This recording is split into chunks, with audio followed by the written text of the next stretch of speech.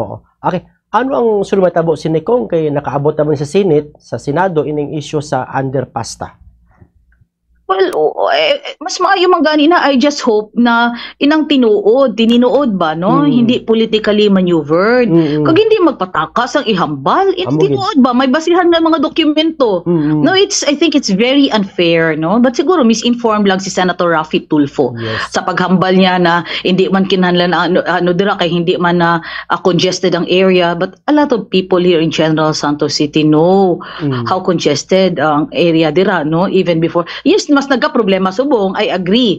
Pero even before, that's why even as early as 2015, there has been a request already, series of resolution, no, pila ka tuig, no, requesting for an underpass or overpass dira sa structure na and eventually out of the study it was recommended na underpass. So sino ba ko para maglabag sina, di ba? Tama din. We rely on the technical experts, we rely on the findings, and there was a resolution from the city, Regional Development Council, ara na, no, kompleto na tanan nga dokumento.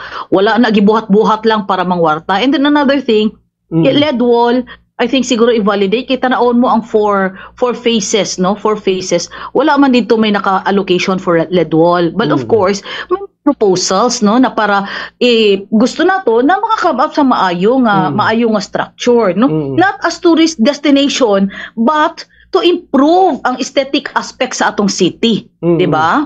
Kung mas nami ang atong city palibot, mas gwapo. Pero siling na para tapukan dira, literally na para maging tourist destination, that's absurd, no? That's absurd. Ang aton dira mapagwapo ang aton syudad, and part ina siya that we can have a structure that is in a way state of the art and medyo globally competitive siya ng mga structures, no, at par sa mga structures sa ibang lugar. Amo lang man ato na nga tumong. But again, ginastudyohan na siya, why na gipataka? It's just nakita ko dira, no, well, dito gyud sa nagsugod sa proper geotechnical investigations, and then eventually, of course, kung dira pagsugod, may aray follows na magkaroon gid sang problema. Okay. Kung ano ang lauman ta, maabrihan na ba ni? Magamit na ba ni sa Disyembre ang aton nga underpass sa Kong Sherlyn? Well, I cannot speak in behalf of DPWH and the contractor. Mas maayo siguro na sila ang aton pamangkuton sina, no? Ang sa aton padayon ta kung unsa ang mali. Ang ako manggudira, no, gusto ko mabalaan unsa gyud ang hitabo di nagkamali. Para kung may ara mga revision inang haom sa dapat. Tama. Kaya otherwise mag-speculate lang tayo, hindi pwede na we can rely to speculation and guesswork na lang kung anong obrahon dira to address the problem. Dapat to address the problem. Kaya eventually, too late na kung tapos na ang project, no, na dito makita nato na ay may mga mali gayo. Yes. There should be a proper study, and out of that dapat maging basihan sa aton nga sa himuon naton nga sa himuon nila nga mga lakang. Okay. Reaction mo man kung, no, kay regarding sa infrastructure bidding, namangkot Abisador Bam Aquino kay former Undersecretary Bernardo nga nagsiling nga 100% sa bidding. May anomalya ko, no? Ano reaction mo, Kong Sherlyn?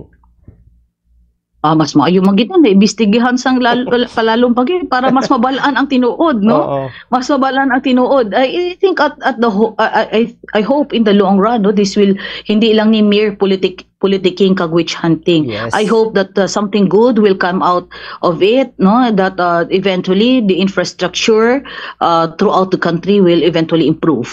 Sa Jinsan kung wala man ta issue sa ghost project ug iban pa nga mga substandard project, Kong Sherlyn? Initially though according to I've asked the regional director, hambal niya daw dito sa bakita na namon sa Congress, sila niya wala man daw, pero sa subong ako na siyang ginaisa-isa.